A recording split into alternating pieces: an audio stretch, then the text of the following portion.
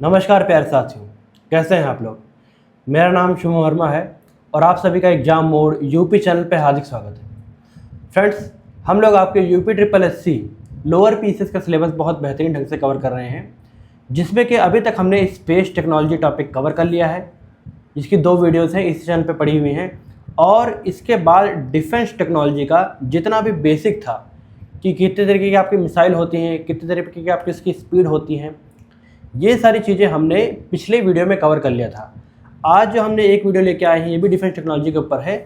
इसमें हम लोग जितने भी आपके मिसाइल डिफेंस इक्विपमेंट हैं जो रीसेंट न्यूज़ में हैं और जो इंडियन आर्मी, एयरफोर्स या नेवी के पास हैं, जो बहुत ज़्यादा न्यूज़ में रहते हैं और एग्जामिनर उससे क्वेश्चन जरूर पूछता है, उसके बारे में डिटेल स्टडी करेंगे। इसी के साथ साथ ही आपके जो इंपॉर्टेंट टैंक्स हैं और इम्पॉर्टेंट एयरक्राफ्ट है, एयरक्राफ्ट कैरियर है और साथ ही साथ पनडुब्बी हैं या फिर कह सकता हूँ आपकी सबमरीन्स हैं, इन सब के बारे में डिटेल स्टडी आज कर लेंगे और यहाँ से आपका डिफेंस टेक्नोलॉजी टॉपिक बहुत बेहतरीन ढंग से पूरा कवर हो जाएगा। इसके बाद जो थर्ड टॉपिक हम लोग स्टार्ट करेंगे ये आपका हम लोग बायोटेक्नोलॉजी स्टार्ट करेंगे। तो आइए स्टार्ट करते हैं। अब देखिए, पिछला टॉपिक जहाँ से मैंने एंड किया था उसके बाद स्टार्ट करेंगे। तो हमें पढ़ना है आपके ब्रह्मोस मिसाइल के बारे में, ठीक। अब देखिए, ब्रह्मोस जो मिसाइल है ये आपकी एक क्रूज़ मिसाइल है। और क्रूज़ मिसाइल क्या होती है ये मैंने आपको बताया था। क्रूज़ मिसाइल को आप आसानी से मैनेवरिंग कर सकते हैं या फिर उसकी डायरेक्शन कह सकता हूँ आप आसानी से चेंज कर सकते हैं। और अगर टारगेट अपनी लोकेशन चेंज कर रहा है तो ये मिसाइल भी अपनी लोकेशन चेंज करके उस टारगेट को हिट करने में सक्षम है। तो ये आपका क्रूज़ मिसाइल की खासियत होती है। तो ब्रह्मोस आपकी एक क्रूज़ मिसाइल है और साथ ही साथ ये आपकी एक सुपरसोनिक क्रूज़ मिसाइल है। कौन सी है? सुपरसोनिक क्रूज़ मिसाइल है। अब देखिए, सुपरसोनिक का मतलब क्या होता है, उसकी स्पीड कितनी होती है, ये सब कुछ मैंने पिछले वीडियो में आपको बहुत बेहतरीन ढंग से कवर कराया है। तो वहाँ से आप लोग कवर कर सकते हैं और मतलब जिन्होंने देखा होगा वीडियो उनको पता होगा कि सुपरसोनिक का मतलब क्या होता है। तो सुपरसोनिक क्रूज़ मिसाइल है आपकी ब्रह्मोस। ये जॉइंटली आपके डेवलप करी गई है रशिया और इंडिया के द्वारा।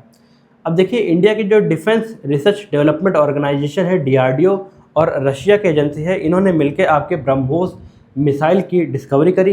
अब देखिए, ब्रह्मोस 2 नाम से मिलकर बना है आपका, ब्रह्मपुत्रा और मॉस्कोवा रिवर। मॉस्कोवा आपके रशिया में नदी है और ब्रह्मपुत्रा आपके इंडिया में रिवर है। इन दोनों नदी के ऊपर नाम है आपके ब्रह्मोस मिसाइल का। ब्रह्मोस मिसाइल आपकी बहुत एडवांस मिसाइल है और ये भारत के लिए मील का पत्थर साबित हुई है। इसी ने इंडिया को डिफेंस एक्सपोर्टर के रूप में एक महारत हासिल करी है इंडिया ने इसके थ्रू। जैसे कि आपके इंडोनेशिया और साथ ही साथ आपके फिलीपींस, इन्होंने आपकी ब्रह्मोस मिसाइल खरीदी है इंडिया से, ठीक है। तो डिफेंस एक्सपोर्ट में भी आपके ये काफ़ी मदद कर रही है। तो अगर आपसे पूछा जाए कि आपकी ओरिजिनल में जब आपकी ब्रह्मोस मिसाइल बनी थी तो इसका आपका टोटल दूरी ये कितनी कवर कर सकती थी, तो देखिए तब ये दूरी आपकी कवर कर सकती थी 300 किलोमीटर, 300 किलोमीटर। क्यों 300 किलोमीटर? इसलिए कवर कर सकती थी क्योंकि ये missile technology control regime MTCR का पार्ट इंडिया नहीं था। और जो कंट्री आपका MTCR का पार्ट नहीं होगा वो अगर जॉइंटली आपका 2 कंट्री डेवलप कर रही है मिसाइल, तो वो 300 किलोमीटर की दूर से ज़्यादा आपकी मिसाइल डेवलप जॉइंटली नहीं कर सकती है। ये MTCR में आपकी क्लॉज है।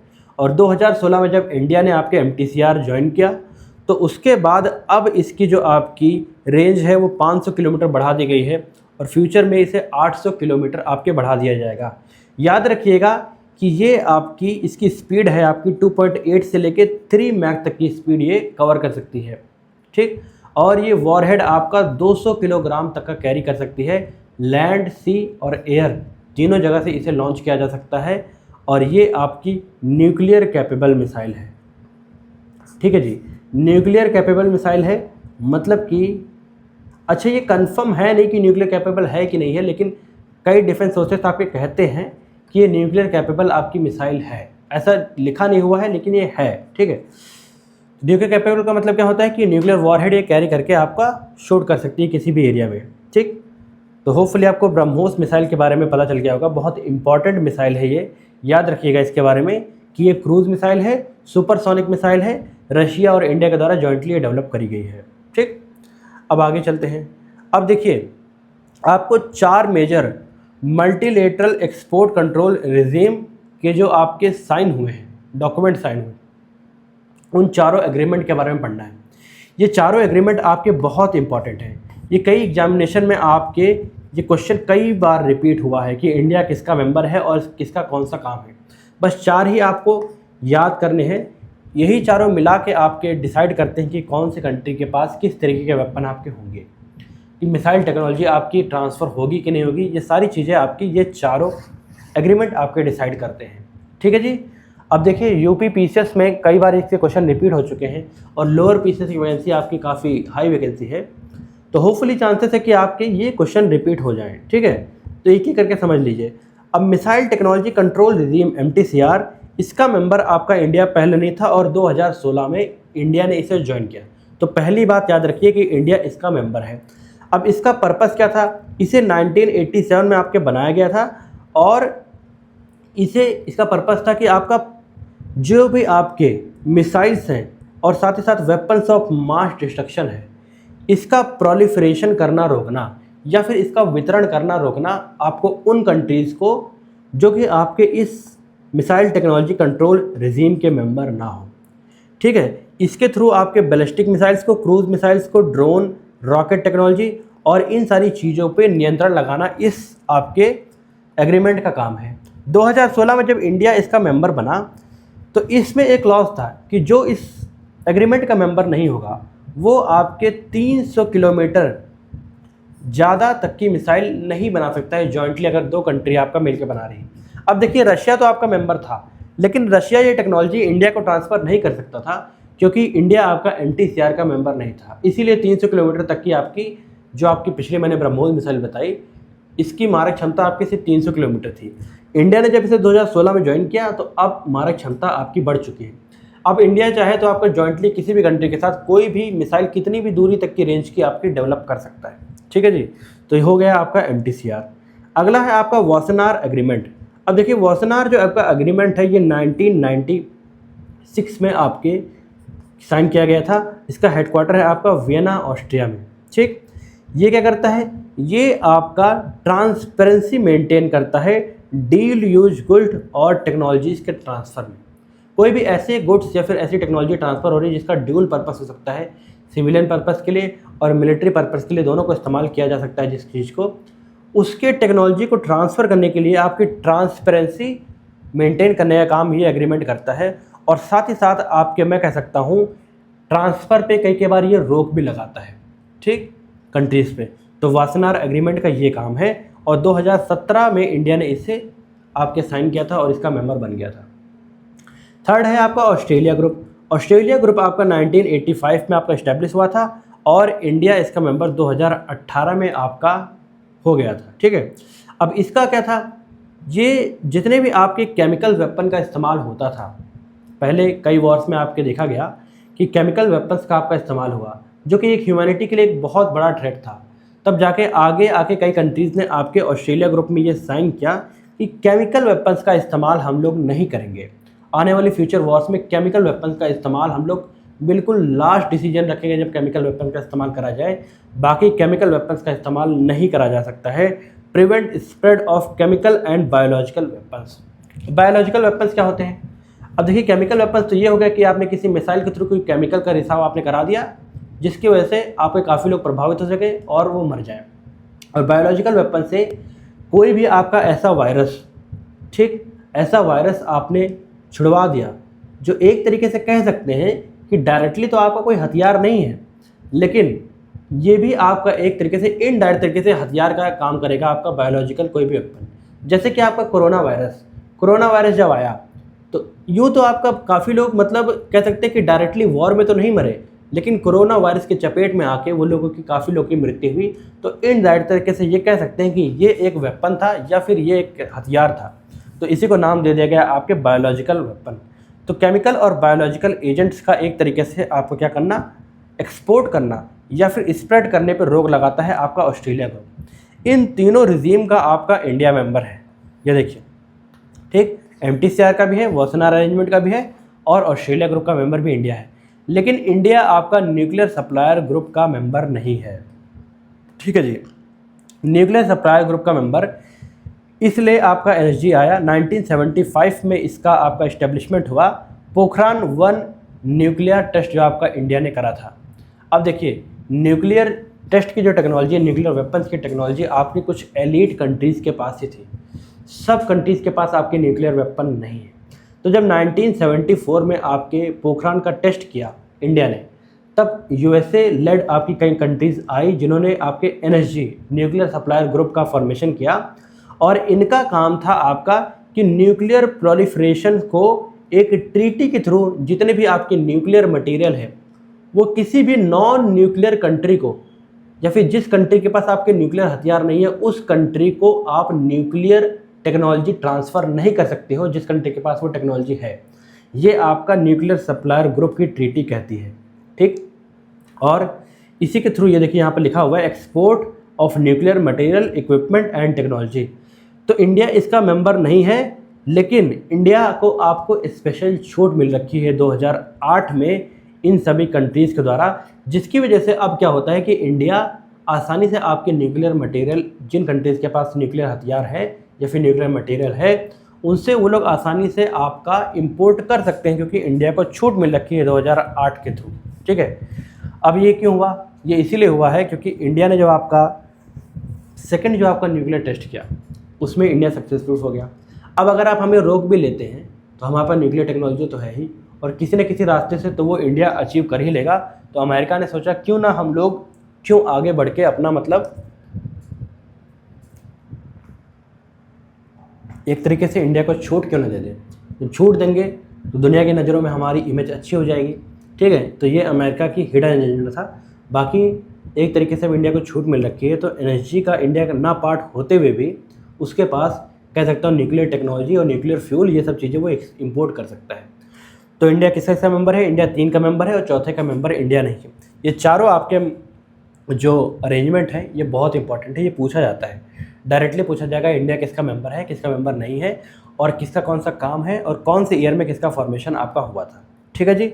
और इंडिया कब किसका मेंबर बना है ये भी याद कर लीजिएगा। हो गया जी। अब आगे चलते हैं। अब इंडिया के पास आपकी कौन कौन सी इंपॉर्टेंट मिसाइल और एयर डिफेंस सिस्टम है ये समझिए। अब इंडिया के पास थर्ड एयर डिफेंस सिस्टम है, ठीक है, जिसका फुल फॉर्म है terminal high altitude air defence system. ये देखिए इसकी इमेज है आपकी, और ये 2008 में आपके सर्विस में आया था। यूएसए के द्वारा इसे लिया गया था, लॉकहीड मार्टिन कंपनी है उसने बनाया था, और इंडिया ने इसे डिप्लॉय कर रखा है आपकी, जिसकी मारक क्षमता है 150 से 200 किलोमीटर तक की आपकी है, ठीक। और ये 40 से 150 किलोमीटर तक की ऑल्टीट्यूड हाइट में आपके डिप्लॉय करा जा सकता है। क्या नाम है इसका? Third air defence system. अब इसका फुल फॉर्म आप याद रखिएगा, ठीक है, ये पूछ सकता है आपसे। और अगला हम लोग बात करते हैं आपकी K-15 सागरिका मिसाइल। ये देखिए आपकी K-15 सागरिका मिसाइल है। सागरिका नाम से आप समझ सकते हैं कि इसे सागर से लॉन्च करा जाता है, सागर से इसे लॉन्च करा जाता है, लेकिन ये पनडुब्बी से लॉन्च होती है या फिर आपके सबमरीन से लॉन्च हो सकती है, जिसका नाम है K-15 सागरिका मिसाइल। इसी का एडवांस्ड वर्जन अब आया है, वो है आपका K4 मिसाइल, ठीक है जी।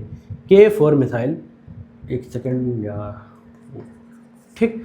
K-15 सागरिका का एडवांस वर्जन आया है K4 मिसाइल, जिसने इसे रिप्लेस कर दिया है। तो याद करिएगा कि K-15 सागरिका मिसाइल आपके सबमरीन से लॉन्च करी जा सकती है, और ये एक बैलिस्टिक मिसाइल है, ठीक है। इसका पेलोड है कि ये न्यूक्लियर कैपेबल होती है, और 750 किलोमीटर तक की इसकी मारक क्षमता होती है। आप किसकी होती है? K-15 सागरिका मिसाइल की। अगला है आपका पिनाका। अब यहाँ पर डायरेक्टली आपसे एग्जामिनर पूछता है कि पिनाका आखिर होता क्या है। तो पिनाका कोई आपका रॉकेट नहीं है, याद रखिएगा, ये एक रॉकेट नहीं है, बल्कि ये एक मल्टी बैरल रॉकेट लॉन्चर है। इसके थ्रू आप रॉकेट को लॉन्च कर सकते हैं। ये है पिनाका आपका, जिसके थ्रू आपके देखिए यहाँ पर से रॉकेट लॉन्च करी जा रही है। तो ये है आपका पिनाका, देखिए, ठीक है। मल्टी बैरल रॉकेट लॉन्चर है, याद रखिएगा पिनाका नाम आते ही। अब देखिए पिनाका आपके शिव भगवान का धनुष था, उसी से हम लोगों ने प्रेरित होकर आपका इसका नाम रखा है रॉकेट लॉन्चर का। डीआरडीओ के द्वारा इसे डेवलप किया गया था 1998 से, यह सर्विस में है आपके। बस इसका आप ये याद रखिएगा कि पिनाका एक मल्टी बैरल रॉकेट लॉन्चर है। बार बार रिपीट कर रहा हूँ कि ये एक लॉन्चर सिस्टम है। सीडीएस में, यूपीएससी सीडीएस में कई बार ये क्वेश्चन आ रखा है, रिपीटेडली कई बार ईयर्स में आया है कि पिनाका आपका क्या है, ठीक है जी। अगला है आपका बराक 8 मिसाइल। अब देखिए बराक 8 जो मिसाइल है आपका, ये एयर डिफेंस मिसाइल सिस्टम है आपका, ठीक है। Long range surface to air क्या कह सकते हैं इसे, मिसाइल डिफेंस सिस्टम कह सकते हैं, जिसके थ्रू आपके ज़मीन से कोई भी अगर कोई ड्रोन या फिर एयरक्राफ्ट आपका आ रहा है उसको आप आसानी से यहाँ से बैठ कर शूट कर सकते हैं। 2016 से ये सर्विस में है और इसे आपके इजराइल एरोस्पेस इंडस्ट्री सारा और DRDO के द्वारा मिलकर बनाया गया था। किसको, बराक को इजराइल प्लस DRDO के द्वारा मिल के आपके बनाया गया है, याद रखिएगा। ठीक है जी, ये अभी भी एयर डिफेंस के तौर पे काम कर रहा है आपके एयरफोर्स में, आर्मी में, ये चीज़ याद रखने वाली बात है। ठीक, तो बराक हो गया। पिनाका क्या है, multibarrel rocket launcher. Sagarika missile कहाँ से, पनडुब्बी से छोड़ते हैं। थर्ड मिसाइल डिफेंस सिस्टम है। बराक क्या है, बराक आपका एक तरीके से long range surface to air missile है जो एयर डिफेंस सिस्टम के तरीके से काम करती है। अब ये 4 हो गई, बहुत इंपॉर्टेंट थी, ये याद रखिएगा। आगे हम लोग चलते हैं अब S-400 की तरफ। S-400 या फिर जिसको हमारे यहाँ अब इंडियन नाम दे दिया गया है सुदर्शन चक्र। ठीक है जी, सुदर्शन चक्र इसको नाम दे दिया गया है। सुदर्शन चक्र या फिर S-400 ये हमने रशिया से आपके क्या करा गया था, रशिया से हमने इंपोर्ट किया था या फिर ख़रीदा था। इसको हमने एक तरीके से आप इंडिया के जो बॉर्डर्स हैं, जैसे कि आपके जम्मू कश्मीर, राजस्थान और नॉर्थ ईस्ट के जो बॉर्डर हैं, यहाँ पर हमने प्लेस कर रखा है। ये एक तरीके से मिसाइल डिफेंस सिस्टम है। अगर कोई मिसाइल या फिर किसी ड्रोन से आपका अटैक होने वाला है, अटैक हो रहा है, तो आसानी से ये उसे डिटेक्ट कर लेगा और उस मिसाइल से यहाँ से एक एंटी मिसाइल लॉन्च करके उस मिसाइल को डिस्ट्रॉय कर देगा। ये बहुत एडवांस सिस्टम है। इसको हमने रशिया से आपके इंपोर्ट किया था। ठीक है जी। अब देखिए, अमेरिका उस समय हमारे काफ़ी पीछे पड़ा था कि हमारा आप डिफेंस सिस्टम परचेज़ कर लीजिए, लेकिन इंडिया ने अपने सो कॉल्ड बहुत पुराने मित्र, ठीक, रशिया से आपका उसका ये S-400 मिसाइल डिफेंस सिस्टम हमने ख़रीदा है। ठीक है, ये मल्टीलेयर इंगेजमेंट के ऊपर आपका काम करता है।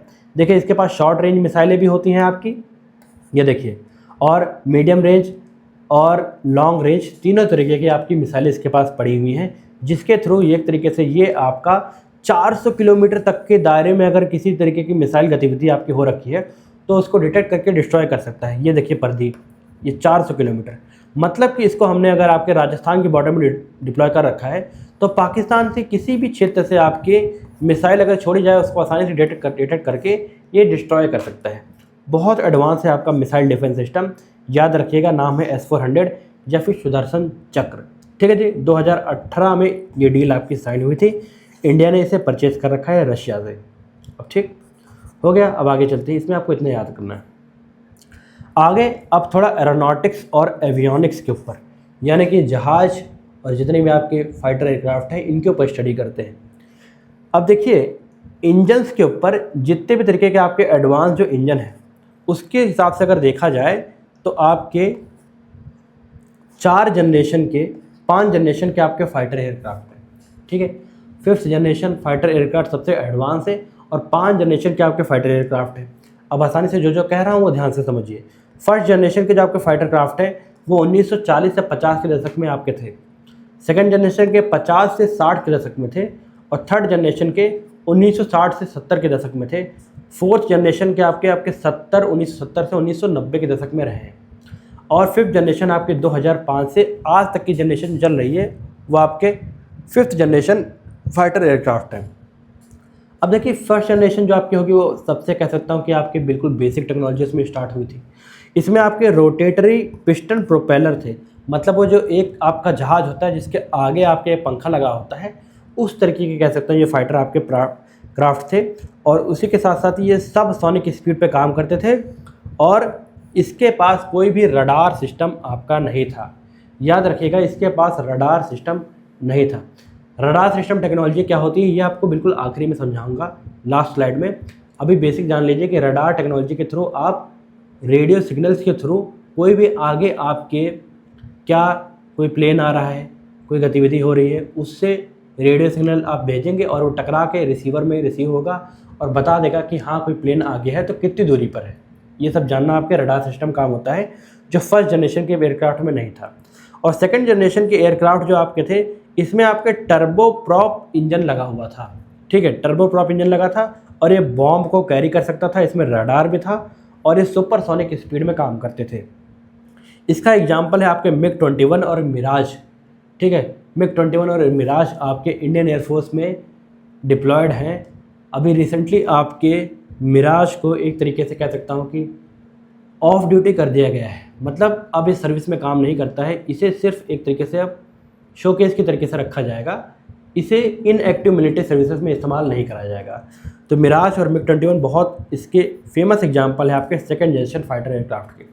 थर्ड जनरेशन फाइटर एयरक्राफ्ट में आपके सिंगल और टर्बो जेट इंजन दोनों लगे होते थे आपके, और ये आपके beyond visual range air to air missile की तरीके से ये लॉन्च कर सकती थी।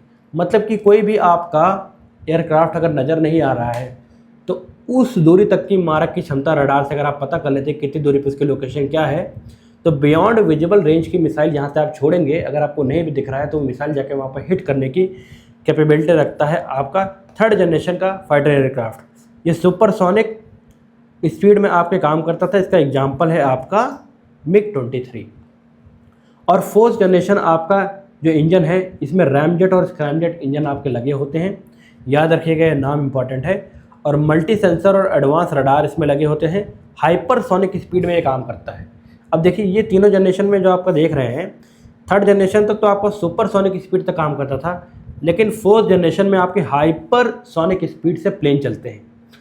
5 मैक से ज़्यादा इसकी स्पीड होती है। और जो फिफ्थ जनरेशन फाइटर एयरक्राफ्ट होता है, ये इसमें स्क्रैमजेट इंजन लगा होता है। और फोर्थ जनरेशन की जितनी भी आपकी खासियत होती है कि हाइपरसोनिक स्पीड में काम करना, ये सारी की सारी खासियत आपके फिफ्थ जनरेशन फाइटर एयरक्राफ्ट में होती हैं। और साथ ही साथ इसके अंदर स्टेल्थ टेक्नोलॉजी भी होती है। स्टेल्थ टेक्नोलॉजी क्या होती है? स्टेल्थ टेक्नोलॉजी ये होती है किसी भी रडार को आसानी से आपके चकमा देना और उड़ना। ठीक है, उड़ के अगर रडार को चकमा दे देगा तो रडार से कैच ही नहीं कर पाएंगे और पता ही नहीं चल पाएगा आपके एनिमी टेरिटरी को कि कोई फाइटर एयरक्राफ्ट वहाँ से आपका गुजरा है। ठीक, तो फिफ्थ जनरेशन फाइटर एयरक्राफ्ट है। अब थोड़ा समझिए, जो आपका फोर्थ जनरेशन फाइटर एयरक्राफ्ट है, इसका एग्जाम्पल है आपके SU-27 और F-16। ये दोनों आपके फोर्थ जनरेशन फाइटर एयरक्राफ्ट है। ठीक है, और 4.5 जनरेशन के फाइटर एयरक्राफ्ट हमारे पास है अभी। ठीक, जैसे कि दसॉल्ट रफाल जो फ्रांस से हमने ख़रीदा था, रफाल जो प्लान है वो ये प्लेन है आपके, ये 4.5 जनरेशन के आपके फाइटर एयरक्राफ्ट हैं। और इसी के साथ साथ ये हमारा खुद का बनाया हुआ LCA तेजस लाइट कॉम्बैट एयरक्राफ्ट तेजस, जो कि आपके हिंदुस्तान एरोनॉटिक्स लिमिटेड के द्वारा डेवलप किया गया है, ये आपका 4.5 जनरेशन का आपका फाइटर एयरक्राफ्ट है। तो एग्जामिनर अगर आपसे पूछे कि क्या हमारे पास फिफ्थ जनरेशन का कोई फाइटर एयरक्राफ्ट है, तो प्रेजेंट टाइम में हमारे पास फिफ्थ जनरेशन का फाइटर एयरक्राफ्ट कोई भी नहीं है। हमारे पास 4.5 जनरेशन तक के फाइटर एयरक्राफ्ट हैं। ठीक है, और फिफ्थ जनरेशन तक के जो फाइटर एयरक्राफ्ट हैं उसके एग्जांपल है आपके लॉकहीड मार्टिन का बनाया हुआ F-22 रैप्टर और F-35। ठीक, ये दोनों आपके अमेरिका के हैं। सबसे एडवांस F-35 को कहा जाता है आपका। और SU-57 ये आपका रशिया का है। ठीक है, सुकोई 57 रशिया का है। और चेंगडू J-20 ये आपका चाइना का है। ये जो तीनों चारों जो लिखे हुए हैं, ये चारों के चारों आपके फिफ्थ जनरेशन का फाइटर एयरक्राफ्ट हैं। अब देखिए, रिसेंट में आपके बात चल रही है कि इंडिया आपका F-35 फाइटर एयरक्राफ्ट खरीदे फिफ्थ जनरेशन वाला, या फिर आपका रशिया का SU-57 खरीदे। ठीक है जी, इन दोनों में से कोई एक इंडिया खरीद सकता है। तो ये न्यूज़ में बहुत रहने वाले हैं, इन दोनों का नाम आप याद रखिएगा। और साथ ही साथ हमने खुद की अपनी फिफ्थ जनरेशन और सिक्स जनरेशन के फाइटर एयरक्राफ्ट को डेवलप करने के लिए हमने प्रोजेक्ट आपका स्टार्ट कर दिया है। भारत सरकार ने मंजूरी दे दी है और DRDO उस पर काम भी करने लग गया है। तो फिफ्थ जनरेशन का फाइटर एयरक्राफ्ट हम लोग खुद डेवलप करने अब जा रहे हैं। ठीक है जी, तो ये होपफुली आपको समझ आया होगा। आगे आपके ड्रोन्स या फिर अनमैन्ड एयर व्हीकल्स होते हैं, याद रखिएगा। इसके कुछ एग्जाम्पल याद कर लीजिए जो हमारे पास हैं, जैसे कि निशांत, पंछी, लक्ष्य, रुस्तम ड्रोन्स, जैसे रुस्तम 1 और रुस्तम 2। ये चारों एग्जाम्पल याद कर लीजिए, ये आपके अनमैन्ड एयर व्हीकल के एग्जाम्पल हैं। डायरेक्टली आपसे पूछेगा कि निशांत हाल ही में न्यूज में था, निशांत आपका क्या है? पनडुब्बी है, UAE है, UAE मतलब कि अनमैन्ड एयर व्हीकल ड्रोन। ठीक, या फिर फाइटर एयरक्राफ्ट है, या फिर आपकी कोई गन है। तो क्या है निशांत? आपकी निशांत आपकी एक ड्रोन है या फिर अनमैन्ड एयर व्हीकल है। तो ये चारों का नाम बिल्कुल लिख लीजिए, याद कर लीजिए। आगे चढ़ते हैं। अब हम लोग आगे बढ़ते हैं। आपके एयरफोर्स की हमने बात कर ली, अब बात करेंगे आपके नेवल सिस्टम या फिर आपके नौसेना के बारे में। नौसेना के पास आपके पास देखिए 3 तरीके की चीज़ें होती हैं। उसका डायग्राम बना रहा हूँ, थोड़ा समझिएगा। नौसेना के पास एक तो आपके पास फाइटर एयरक्राफ्ट है, ठीक, फाइटर एयरक्राफ्ट है, मतलब कि चलता फिरता आपका एक तरीके से एयरबेस, ठीक, जहाँ पर आप जहाज़ लैंड कर सकते हैं, फाइटर एयरक्राफ्ट, और उसी के साथ साथ ही आपका क्या कर सकते हैं, यहाँ से लॉन्च भी कर सकते हैं। तो ये है आपका INS विक्रमादित्य और INS विक्रांत आपका, ठीक है। इस तरीके के आपके पास चीज़ें हैं। और उसी के साथ साथ ही आपकी सबमरीन्स हैं या फिर जिसको कह सकते हैं पनडुब्बी है। पनडुब्बी जो आपके पानी के अंदर रहती है, सबमरीन्स है, ठीक, जिसके बारे में स्टडी करना है। ये है आपका एयरक्राफ्ट कैरियर और ये है आपका पनडुब्बी सबमरीन, और इसी के साथ साथ ही तीसरी है आपका फ्रिगेट, ठीक है जी, फ्रिगेट भी है। और एक चीज़ आपको याद रखना है, इसके साथ साथ ही आपकी पनडुब्बी की जो मिसाइल्स होती हैं जिसको टॉर्पीडो कहते हैं, इन चारों चीज़ों के बारे में आपको स्टडी करना है, जो मैंने आगे डिटेल से बनाया है, आपको एक एक करके बताऊंगा। अब देखिए यहाँ पर सबसे बेसिक बात समझ लीजिए कि जैसे ये आपका भारत का नक्शा है, ठीक, ये आपका भारत का नक्शा है, हाँ। अब भारत के नक्शे में यहाँ पर आपका इंडियन ओशन है, ठीक, दोनों तरफ बे ऑफ बंगाल। अब इन दोनों को आपको एक तरीके से गार्डिंग करनी है, तो दोनों में आपके एक एक करके या फिर INS विक्रमादित्य यहाँ होगा, या फिर यहाँ होगा, या फिर INS विक्रांत यहाँ होगा, या फिर यहाँ होगा, ठीक। तो दोनों जगह एक तरीके से हमारे पास चलता फिरता कह सकते हैं एयर बेस है या फिर जहाजी बेड़ा है, जहाँ पर आसानी से आप जहाज़ उतार सकते हैं और उसके थ्रू क्या कर सकते हैं, आप वहाँ से इसकी रिफ्यूलिंग कर सकते हैं, उसको लॉन्च कर सकते हैं, उसकी मेंटेनेंस कर सकते हैं। ये सारी चीज़ें आपकी यहाँ पर हो सकती हैं। मोटा मोटा एक कह सकता हूँ कि 200 से 250 मीटर तक का आपका एरिया होता है, ठीक है, बनाया हुआ खुद का एरिया जहाज़ के ऊपर, जहाँ पर ये सारी गतिविधियाँ आपकी हो सकती हैं, ठीक है जी। अब ये देखिए जितने भी आपके एयरक्राफ्ट कैरियर होते हैं, जैसे INS विक्रांत हो गया, तो इसकी जो सेकंड लेयर होती है, इसकी आपकी जो रक्षा है ये करते हैं आपके फ्रिगेट करते हैं, ठीक, फ्रिगेट करते हैं। और फ्रिगेट के जो आपके चारों तरफ आपके छोटी छोटी आपकी नेवल शिप्स होती हैं, और हवा में आपके सारे फाइटर एयरक्राफ्ट होते हैं। तो एक तरीके से कह सकते हैं कि आपके जो INS विक्रमादित्य या INS विक्रांत होते हैं, जो एयरक्राफ्ट कैरियर हैं, इनकी सिक्योरिटी बहुत टाइट होती है, ठीक है, ट्रिपल लेयर आपकी सिक्योरिटी होती है। यहाँ तक पहुँचने के लिए आपको पहले इन सब का सामना करना पड़ेगा। तो एक तरीके से बहुत सिक्योर्ड एरिया होता है और किसी भी कंट्री के लिए बहुत रणनीतिक आपका होता है एयरक्राफ्ट कैरियर। एक तरीके से कह सकता हूँ कि चलता फिरता आपका टापू, जैसे कि अंडमान निकोबार आइलैंड है, उसी तरीके से आपका चलता फिरता टापू है ये, ठीक है, INS विक्रमादित्य और INS विक्रांत, जिसके बारे में आगे बताऊंगा। अभी आप ये समझ लीजिए। अब आपको सीधे पहले लेके चलते हैं सबमरीन्स के ऊपर, पनडुब्बी के ऊपर। अब देखिए पनडुब्बी आपकी क्या होती है। पनडुब्बी आपकी वो होती है जो एक तरीके से पानी के अंदर रहती है, और पानी के अंदर रहते हुए, जैसे ये आपका बना दिया मैंने, ठीक है, ये समझिए बेसिक डायग्राम, जैसे कि ये अब हो गया, ये आपका समुद्र है मान लीजिए, ठीक। तो इसी में आपका पानी के अंदर आपकी पनडुब्बी रहती है, ठीक। ये हो गई आपकी सबमरीन। अब सबमरीन अगर अंडर वाटर है तो आसानी से एक तरीके से सोनार टेक्नोलॉजी की मदद से, जो आगे बताऊंगा आपको, इस टेक्नोलॉजी की मदद से साउंड वेव भेज के, ठीक, कि आगे आने वाली एक तरीके से कौन सी गतिविधि हो रही है, इसको ये आसानी से आपका ट्रैक कर सकता है। मान के चलिए यहाँ पर कोई आपकी गतिविधि किसी एनिमी कंट्री के द्वारा करी जा रही है, तो यहाँ से ये रेज भेजेगा और इसके थ्रू ये लौट के आएंगे, तो पता चल जाएगा हमको। उसी के साथ साथ ही एक तरीके से कह सकता हूँ सिक्योरिटी पर्पस व्यू पॉइंट से, जैसे कि मान के चलिए पानी के अंदर चल रही है और बहुत दूर आपकी एनिमी कंट्री है, यहाँ पर इसके नज़दीक जाके यहाँ पर से आपका ये मिसाइल भी लॉन्च करके उस टारगेट को आसानी से हिट कर सकती है, ठीक है। जैसे कल को अगर हमें अमेरिका के पास हिट करना है, तो पनडुब्बी के थ्रू आपके अमेरिका के बॉर्डर के पास जाकर ये पनडुब्बी यहाँ से आपका क्या करेगी, मिसाइल लॉन्च कर सकती है। अंडर वाटर मिसाइल आपका लॉन्च कर सकती है, या फिर एयर के थ्रू भी आपकी मिसाइल ये लॉन्च कर सकती है। ठीक, और अब देखिए यहाँ पर समझने वाली बात यह है कि दो तरीके की आपकी पनडुब्बी होती है। एक का आपका डीजल पावर सबमरीन्स होती है, मतलब कि जो डीजल के फ्यूल के साथ काम करती है, और दूसरी आपकी न्यूक्लियर पावर सबमरीन होती है, मतलब जो न्यूक्लियर फ्यूल पे काम होती है। दोनों में अंतर क्या है? डीजल पावर सबमरीन्स का मतलब ये है कि उसको डीजल भराने के लिए बार बार आपके सरफेस पे या फिर सतह पर आना पड़ेगा।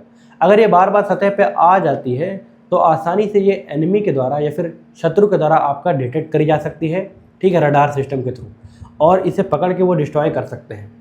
तो इसमें यही सबसे बड़ा ड्रॉबैक होता है कि इसको बार बार रीफ्यूलिंग के लिए आपका फिर से तेल भराने के लिए आपका सरफेस पे आना पड़ता है, ठीक है। लेकिन आपकी जो न्यूक्लियर पावर्ड सबमरीन्स हैं, न्यूक्लियर पावर्ड सबमरीन्स में आपकी डीजल की जगह न्यूक्लियर फ्यूल का इस्तेमाल करा जाता है, जिसकी वजह से ये लंबे समय तक आपका पानी के अंदर रह सकती हैं। लगभग कह सकता हूँ 2-2 ढाई साल तक अगर चाहें तब भी वो पानी के अंदर आपके रह सकती हैं आसानी से, और सरफेस पर नहीं आएंगे तो उसको पकड़ना बहुत मुश्किल हो जाता है, डिटेक्ट करना उसका बहुत मुश्किल हो जाता है।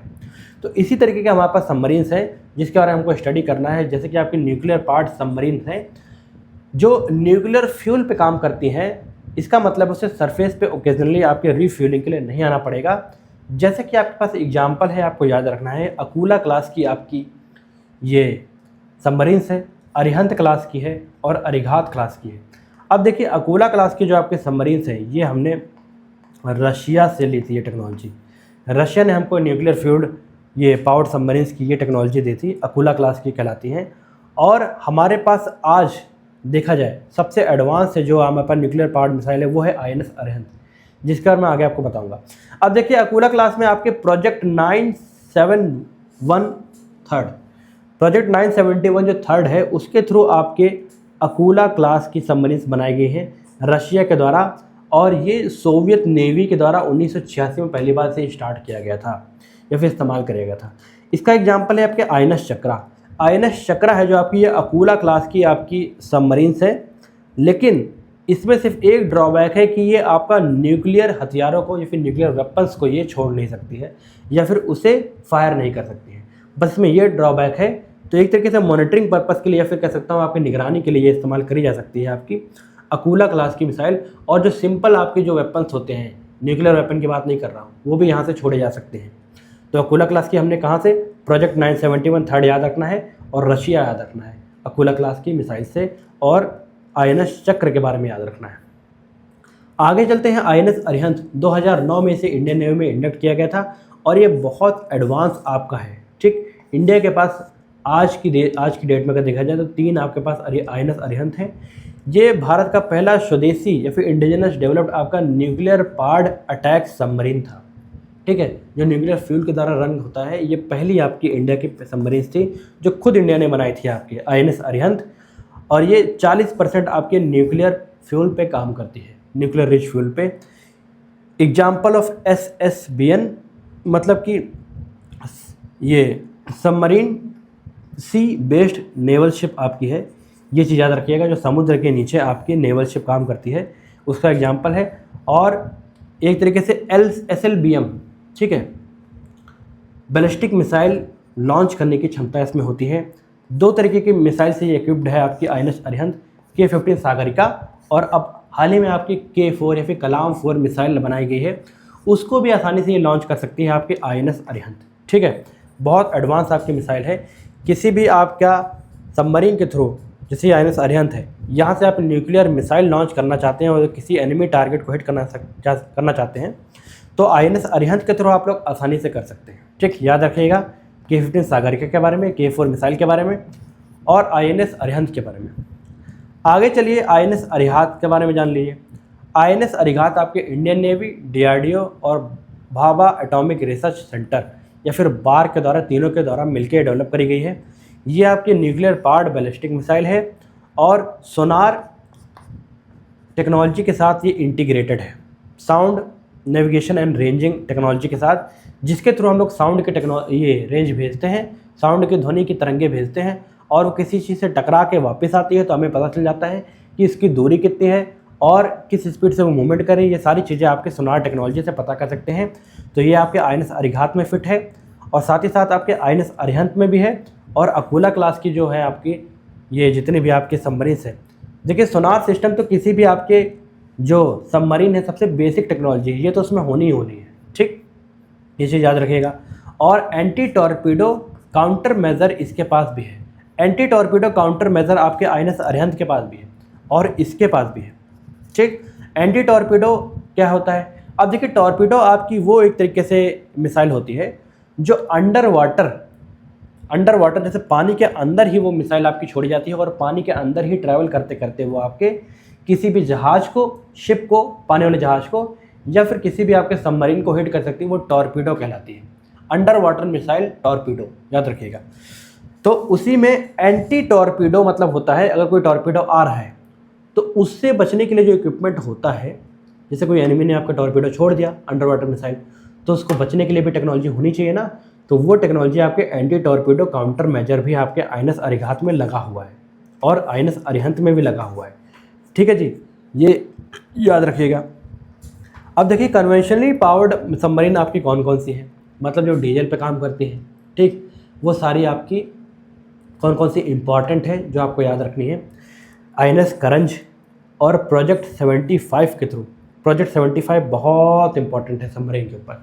पूछता है प्रोजेक्ट 75 की आपकी पहली मिसाइल कौन सी थी, सबमरीन कौन सी थी, आखिरी कौन सी थी, या फिर क्रम वाइज आपसे पूछ सकता है। तो 6 के 6 का आपका नाम याद रखिएगा। प्रोजेक्ट 75I, ठीक है, प्रोजेक्ट 75I माने इंडिया, ये इंडिया और फ्रांस के द्वारा मिलकर स्टार्ट किया गया था।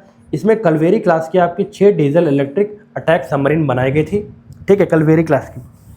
अब देखिए पहला नाम आपका कलवेरी था, INS कलवेरी, इसीलिए कलवेरी क्लास से नाम दे दिया गया। इसमें 6 बनाई गई थी। पहला है कलवेरी, दूसरा है आपका खांडेरी, थर्ड है आपका करंज, फोर्थ है वेला, फिफ्थ है वागीर और छठा है आपका वागशीर। ये 6 तरीके की आपकी सबमरीन्स हैं जो प्रोजेक्ट 75I के थ्रू आपका इंडिया और फ्रांस के द्वारा स्टार्ट करी गई थी। डीजल पावर्ड इलेक्ट्रिक सबमरीन है, अटैक सबमरीन, ठीक, इनका नाम याद रखिएगा, प्रोजेक्ट 75 याद रखिएगा। और देखिए ये प्रोजेक्ट आप मिक्स मत कर देना, ये प्रोजेक्ट 971 थर्ड था जो रशिया के द्वारा स्टार्ट किया गया था और प्रोजेक्ट 75 फ्रांस के द्वारा स्टार्ट किया गया था, इंडिया और फ्रांस के द्वारा। प्रोजेक्ट 75I, ठीक है, बी मोर स्पेसिफिक, तो ये बताऊँ आपको। अब एयरक्राफ्ट कैरियर जिसके बारे में मैंने आपको पीछे बताया, चलता फिरता आपका जहाजी भेड़ा, ठीक, उसके बारे में जान लीजिए। हमारे पास हाल ही में 2 है हमारे पास, ठीक है, कौन से aircraft carrier, INS Vikrant, INS Vikramaditya. INS Vikramaditya जो कि हमने रशिया से लिया था, पुराना हमने खरीदा था और उसको हमने अपने नेवी में कुछ एडवांसमेंट के साथ उसको हमने डिप्लॉय किया है। INS विक्रांत हमारा खुद का बनाया हुआ एयरक्राफ्ट कैरियर है, फर्स्ट इंडिजिनस एयरक्राफ्ट कैरियर है, खुद का बनाया हुआ एयरक्राफ्ट कैरियर है। और तीसरा एयरक्राफ्ट कैरियर जो हम लोग बनाने वाले हैं उसके बारे में हम लोग काम कर चुके हैं, कुछ हद तक उसमें काम हो चुका है, कुछ हद तक काम बाकी है जो आने वाले वक्त में आपको देखने को मिलेगा, तीसरा एयरक्राफ्ट कैरियर। तो हाल ही हमारे पास 2 हैं, INS विक्रांत और विक्रमादित्य, ठीक। अब देखिए इसमें बेसिक चीज़ आपको याद रखनी है, 2013 से आपका INS विक्रमादित्य काम कर रहा है और 2022 2 सितंबर से आपका INS विक्रांत आपका काम कर रहा है। INS विक्रांत की लंबाई है आपकी 262 मीटर और 284 मीटर आपके INS विक्रमादित्य की लंबाई है, ठीक है जी। और जो बीम है, बीम मतलब कि इसका जो हेड है 62 मीटर का है और 60 मीटर का इसका है। अब दोनों में आपके स्टोबार टेक्नोलॉजी है। स्टोबार टेक्नोलॉजी आपकी क्या होती है, स्काई जंप प्लस में एरेस्टर वायर्स।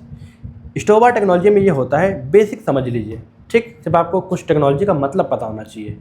देखिए स्टोबार टेक्नोलॉजी में एयरक्राफ्ट कैरियर जैसे आपका मूव कर रहा है, कोई भी आपका ये मान के चलिए रफाल प्लेन इस पर उतरना चाहता है। अब इसकी हवाई पट्टी इतनी लंबी तो होगी नहीं भाई, 200 मीटर की है, 262 मीटर ज़्यादा नहीं होता है। अगर आपको एयरक्राफ्ट को रुकना है भाई, कितनी किलोमीटर की स्पीड से चल के आ रहा है, अगर इसको यहाँ रुकना है तो काफ़ी लंबा रनवे चाहिए, तो ब्रेक लगाते लगाते ये तो पानी में गिर जाएगा, है ना। तो इसको रोकने के लिए क्या करा जाता है कि आपके एयरक्राफ्ट कैरियर पे क्या करा जाता है, रस्सी बांधी जाती है, स्ट्रिंग अटैच कर दी जाती है। देखिए इधर से और इधर से दोनों तरफ से आप अटैच कर देंगे तो ऐसे आपका एक रस्सी बना दी जाती है, ठीक। एक डायग्राम बना के दिखाता हूँ, आपको आसानी से समझ आ जाएगा। ये मान के चलिए आपका एयरक्राफ्ट कैरियर है और यहाँ से आपका प्लेन उतरने वाला है, तो एक तरीके से यहाँ पर एक रस्सी बांध देते हैं ठीक है, रस्सी का मतलब कह सकता हूँ वो आपका हाई टेंशन केबल होता है जो लोहे की बनी होती है, उसको बांध देते हैं। और आपकी जो एयरक्राफ्ट होता है उसके नीचे एक आंकुड़ा लगा होता है, एक तरीके से स्ट्रिंग लगी होती है, वो स्ट्रिंग जाके इस वायर में अटैच हो जाती है। वो स्ट्रिंग जाके इस वायर में अटैच हो जाएगी, तो जब ये स्ट्रिंग खींचेगी तो ये प्लेन को धीरे धीरे पीछे खींचेगा। ठीक है, प्लेन को पीछे खींचेगा, जो बहुत हद तक उसकी स्पीड आपकी यहाँ कम हो जाती है खींचते खींचते, और यहाँ जाते जाते आपका जहाज़ रुक जाता है। तो ये आपका स्टो बार टेक्नोलॉजी कहलाता है, या फिर स्की जंप और अरेस्टर वायर। ठीक, ये इसका फुल फॉर्म है आपका। ये दोनों में आपके लगा हुआ है, INS विक्रांत और INS विक्रमादित्य। और दोनों में जो बहुत इंपॉर्टेंट आपके जो प्लेन हैं, जैसे कि MiG-29 हो गया आपका, दोनों में है। उसी के साथ साथ आपको जो LCA तेजस है, ये भी आपका अटैच है। और साथ ही साथ कई जगह आपके राफेल भी आपके इस पर उतर चुका है और इसमें इस्तेमाल भी करा जा चुका है। ठीक है जी, ये चीज़ याद रखिएगा। राफेल मरीन हम लोग परचेज़ करने वाले हैं। राफेल मरीन अभी उतरा नहीं है, सॉरी, लेकिन आने वाले वक्त में ज़रूर उतरेगा। राफेल मरीन हम लोग, बात चल रही है हमारी किससे, फ्रांस से। राफेल मरीन हम लोग परचेज़ कर लेंगे, जो आसानी से आपके यहाँ पर उतरेगा INS विक्रांत और विक्रमादित्य में। ठीक है जी, ये हो गया आपका। अब इसकी एक तरीके से एयरक्राफ्ट कैरियर का रोल क्या है, एक तरीके से एयर सुपीरियरिटी होती है इसकी वजह से, सी कंट्रोल करा जा सकता है, मैरीटाइम सर्विलेंस कर सकते हैं आप लोग, एंटी सबमरीन वॉरफेयर अगर लड़ना है तो भी आप लोग इससे लड़ सकते हैं, और एक तरीके से ये कंट्री की इंपॉर्टेंट डिफेंस पावर को दिखाता है। ठीक, INS विक्रांत और विक्रमादित्य। अब कमेंट सेक्शन में मुझे ये बताइए कि आपके चाइना के पास कितने एयरक्राफ्ट कैरियर हैं, और साथ ही साथ आपके रशिया और US के पास कितने एयरक्राफ्ट कैरियर हैं, ये कमेंट सेक्शन में आप मुझे बताइए। इंडिया के पास 2 हैं, तीसरे पे हम लोग काम कर रहे हैं। ठीक है, तो ये INS विक्रांत और INS विक्रमादित्य के बारे में हो गया। अब चलते हैं आगे आपका। ठीक, अब आ जाते हैं आपके अर्जुन टैंक के बारे में। MBT या फिर मेन बैटल टैंक अर्जुन के बारे में जान लीजिए। ये DRDO के द्वारा डेवलप करा गया है और ये बहुत एडवांस टैंक है जो इंडिया में है। ठीक है, जो इस्तेमाल करा जा सकता है वॉरफेयर में, बहुत एडवांस आपका है, जो 120 mm की जिसके कैलिबर गन लगी हुई है और कंप्यूटर के द्वारा इसे कंट्रोल करा जाता है। फायर सिस्टम है लॉन्चिंग वाला, और हाई एंड एक्यूरेट आपकी इसकी स्पीड है। ठीक है, कि कैसा भी ट्रेन हो ये आसानी से आपका ट्रैवल कर सकता है, चाहे आपका पहाड़ी हो या फिर प्लेन हो, पानी हो। ठीक है, भरा हुआ दलदली क्षेत्र है, सब में ट्रैवल करने के लिए आपका MBT अर्जुन बना हुआ है। और जो अदर इंपॉर्टेंट टैंक्स है जिनका नाम आपको याद रखना है, Bhishma tank, Muntra tank, T-72M tank, T-90S tank, Arjun tank, Arjun M1 और अर्जुन M2। ठीक है, ये है MBT अर्जुन, इससे इसको कंपेयर मत करिएगा। ये दूसरे जो टैंक है जिनका नाम याद कर लीजिएगा, सीधे पूछ लेता है कि भीष्म जो नाम है वो न्यूज में था वो क्या है आपका, तो ये आपका क्या है, MBT, सॉरी एक तरीके का टैंक है। आगे अब धनुष और दक्ष के बारे में समझिए। धनुष आपकी गन है। ठीक है, धनुष गन है आपकी जो सेल्फ प्रोपेल्ड हॉविट्जर गन को जिसने रिप्लेस किया था। ठीक, एक तरीके से आपका कह सकते हो यहाँ से आपके लॉन्च करी गई है, इससे यहाँ पर रखा गया है गन, और इसके थ्रू आपका मिसाइल आप आसानी से लॉन्च करके छोड़ सकते हैं पाकिस्तान की टेरिटरी में या फिर चाइना के टेरिटरी में, जहाँ पर इसको आप इस्तेमाल करना चाहें। इसको ऑर्डिनेंस फैक्ट्री बोर्ड कोलकाता के द्वारा बनाया गया है। ठीक है, धनुष एक तरीके से गन है, याद रखिएगा। और ये बोफोर्स जो आपका कारगिल वॉर में इस्तेमाल किया गया था उसका अपग्रेडेड वर्जन है। होता नहीं, आपने कई बार फोटो देखा होगा जहाँ पर आपके कई सैनिक खड़े हुए हैं और एक गन खड़ी हुई है बहुत बड़ी, आपके कह सकते हैं, जहाँ से एक तरीके से गोला बारूद छोड़ के आपके एनिमी टेरिटरी में डाला जाता है।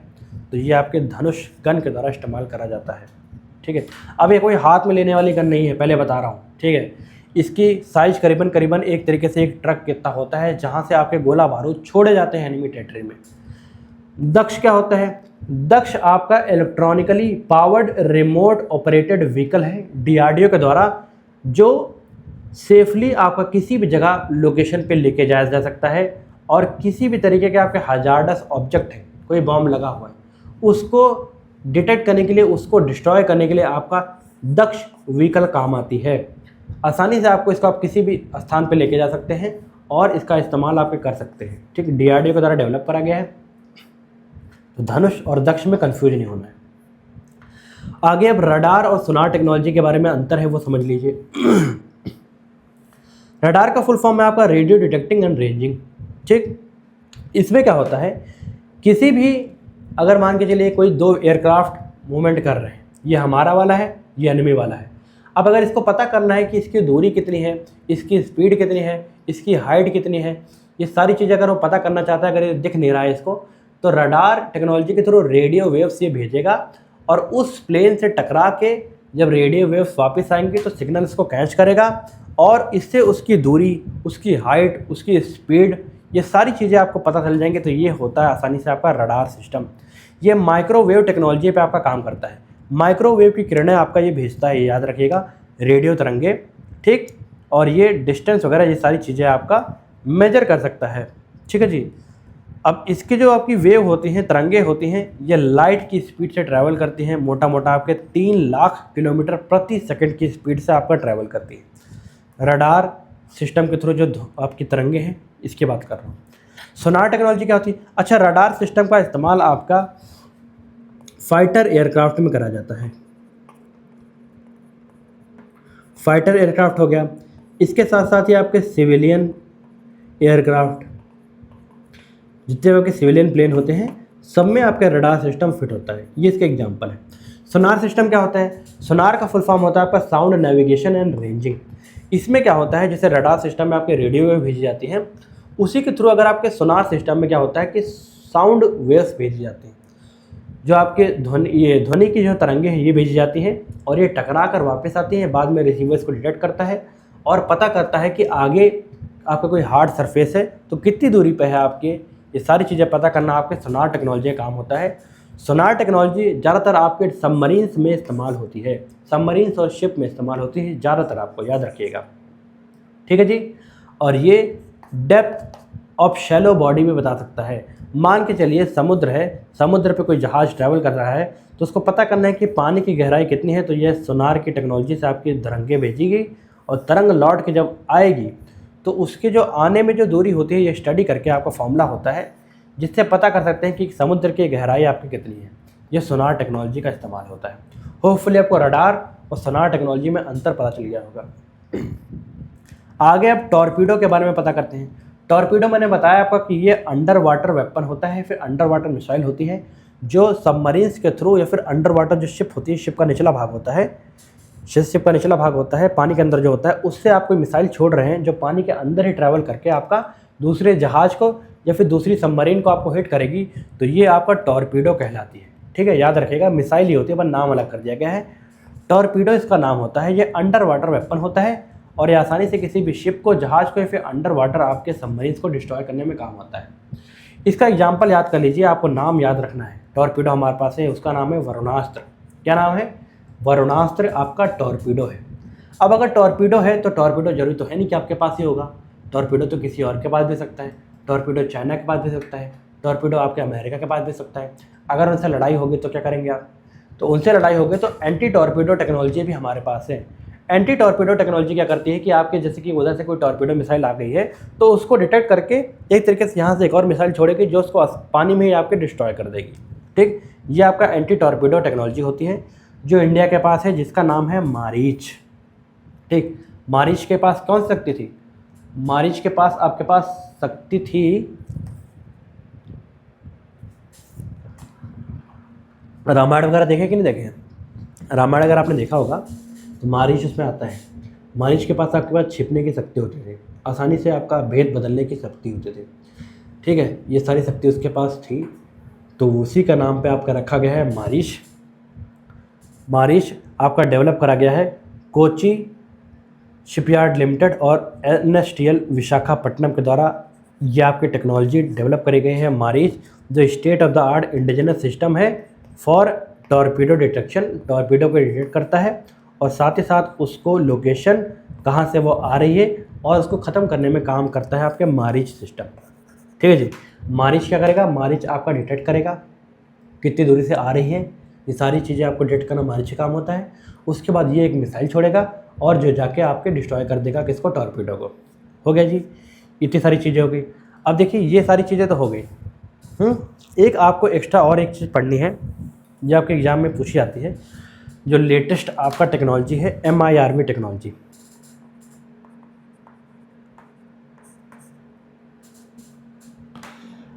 मल्टीपल इंडिपेंडेंटली, ठीक है, री एंट्री व्हीकल। अब देखिए पहले क्या होता था कि आपकी जैसे मिसाइल यहाँ से लॉन्च करी जा रही है, ये आपका कोई एनिमी टारगेट है, ठीक है, यहाँ से आपने मिसाइल लॉन्च करी और ये करीबन करीबन हो गया आपका आउटर स्पेस। और यहाँ से जब बैलिस्टिक मिसाइल आपने लॉन्च करी तो 45 डिग्री पे जाके प्रोजेक्टाइल मिशन करते हुए ये जाके यहाँ पर हिट करता था, ठीक। अगर किसी कारणवश ये टारगेट अपना हिट नहीं कर पाई या फिर आपका जो टारगेट है, टारगेट यहाँ से उठ के और टारगेट यहाँ चला गया, तब तो मिसाइल आपकी यहाँ पर हिट कर देगी ना। तब क्या होगा, आपकी मिसाइल बर्बाद हो जाएगी और आपका टारगेट भी हिट नहीं होगा। तो इसी को एडवांस करने के लिए आपके नई टेक्नोलॉजी आई है MIRV टेक्नोलॉजी। मल्टीपल मतलब कि मल्टीपल मिसाइल एक साथ लॉन्च करी जाती है इंडिपेंडेंटली, मतलब अलग अलग तरीके से, खुद इंडिपेंडेंट तरीके से ये सारी मिसाइलें काम करेगी।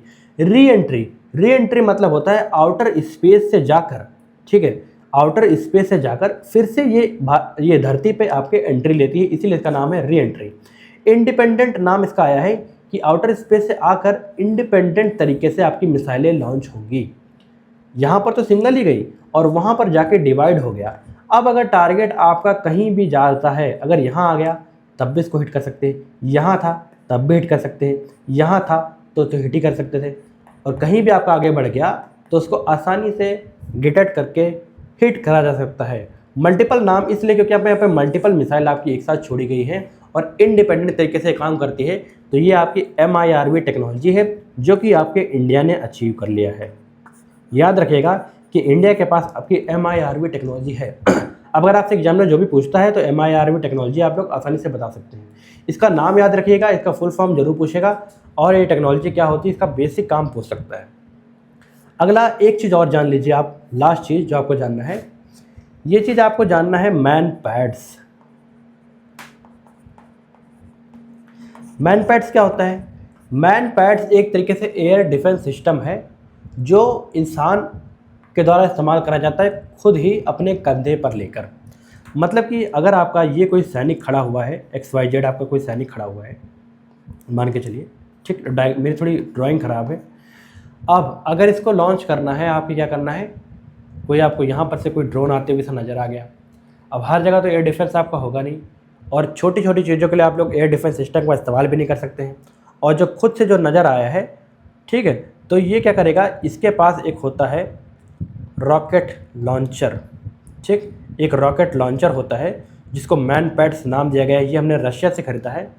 ये क्या करेगा, यहाँ से एक मिसाइल अपने कंधे पर रख के रॉकेट लॉन्चर से एक मिसाइल छोड़ेगा जो जाके इस टारगेट को आसानी से हिट कर देगा और इसे डिस्ट्रॉय कर देगा। इसका फुल फॉर्म है आपका मैन पैड्स, ठीक है, मैन पोर्टेबल डिफेंस सिस्टम इसका फुल फॉर्म है, मैन पोर्टेबल डिफेंस सिस्टम, या फिर चलता फिरता आपका पोर्टेबल डिफेंस सिस्टम जो कि आदमी अपने कंधे पर कैरी करके, ये कहता नहीं रॉकेट लॉन्चर यहाँ से छोड़ा ऐसे डायरेक्टली आपके टारगेट को हिट किया प्रैक, और पाकिस्तान से जो भी आ रहा होगा ड्रोन वगैरह ये डिस्ट्रॉय। तो ये आपका मैन पैड टेक्नोलॉजी है। ये हमने कहाँ से लिया है, रशिया से हमने इसे परचेज़ किया है। अच्छा जी, हो गया, बस इतना ही आपके एग्जाम में आएगा, इससे बाहर कुछ नहीं आएगा। डिफेंस टेक्नोलॉजी के जितना भी बेसिक एडवांस कितने तरह के फाइटर एयरक्राफ्ट है, प्लेन, जहाज, सारी चीज़ें, गन, मिसाइल, हर चीज़ हमने कवर कर लिया। इससे बाहर डेफिनेटली आपका क्वेश्चन नहीं आएगा, मैं गारंटी देता हूँ। तो अगर आपको वीडियो अच्छी लगी हो तो इस वीडियो को प्लीज़ ज़रूर लाइक कीजिएगा, बहुत मेहनत लगती है ऐसी वीडियोज़ बनाने में। और इसी के साथ साथ अगर आप चैनल पर नए हैं तो इस चैनल को जरूर सब्सक्राइब कीजिएगा, क्योंकि अगली वीडियो जो है आपकी वो बायोटेक्नोलॉजी पे आने वाली है, जिसमें बायोटेक्नोलॉजी हम पूरी तरीके से आपका कवर करा देंगे, जिससे आपके एग्जामिनेशन में एक भी क्वेश्चन नहीं छूटेगा। इसी के साथ साथ अगर आप बेसिक मैथ्स में अगर आपको दिक्कत हो रही है तो बेसिक से हमने फाउंडेशन मैथ्स आपका स्टार्ट किया है, जहाँ से आप लोग मैथ की तैयारी बिल्कुल जीरो से कर सकते हैं। जिसको अगर मैथ के बारे में कुछ भी नहीं पता है तो भी आप लोग स्टार्ट कर सकते हैं। मैथ्स फ्रॉम जीरो नाम का आपका बैच स्टार्ट है फ्री में, इसी चैनल पे आप लोग जाके देखिए और उससे आपको बहुत फ़ायदा होगा। अगर आप एडवांस लेवल के हैं तो एक दो लेक्चर आप स्किप करके अपने हिसाब से एडजस्ट कर सकते हैं। बाकी जिसको बिल्कुल बेसिक से जानना है वो भी आपके इस चैनल पर जाके पढ़ सकता है। तो ये हो गया आपका, ठीक है। तो दोस्तों मिलते हैं अगली वीडियो में, तब तक के लिए जय हिंद, जय Bharat. Please subscribe the channel and share it to your friends. Thanks for watching. मिलते हैं नेक्स्ट वीडियो में। जय हिंद।